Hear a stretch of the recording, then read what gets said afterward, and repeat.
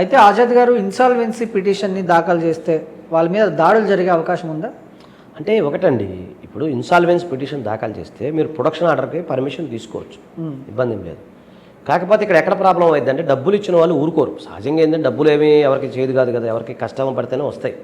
ఇప్పుడు మన కార్యక్రమంలో డబ్బులు ఎగ్గొట్టమని కాదు, డబ్బులు కట్టమనే చెప్తాం. కాకపోతే మీకు ఆ ప్రెజర్ తగ్గడానికి మీరు కోర్టుకి ఇన్సాల్వెన్స్ పిటిషన్ ఫైల్ చేస్తే మీకు కొంత సమయం లభ్యమైంది. ఆ టైంలో మీకు ఏమైనా సోర్సెస్ ఉంటే తిరిగి డబ్బులు కట్టమని మనం చెప్తాం. ఓకే, ఇదే విషయాన్ని మీరు ఎవరి దగ్గర బాకీ తీసుకున్నారో వాళ్ళకి చెప్పండి, ఇట్లా నాకు ఇట్లా పరిస్థితి బాగాలేదు కాబట్టి పెట్టానని చెప్పి మీరు చెప్పుకోండి. అంతే తప్ప నువ్వేం చేస్తావు అని అటు వెళ్ళా అంటే దానికి మనం ఏం చేయలేం.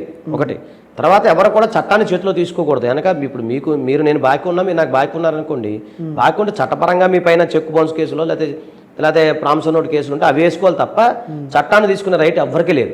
ఇప్పుడు ఈఎంఐలో కూడా మనం చూస్తుంటాం కదా, ఈఎంఐలో కూడా ఎవరు కదా, మీరు బాకీ ఉన్నంత మాత్రం కొట్టే రైట్ అది ఈ ప్రపంచంలో ఎవరికి లేదు. కాబట్టి మీ పైన దాడులు ఎలాంటివి జరగవు.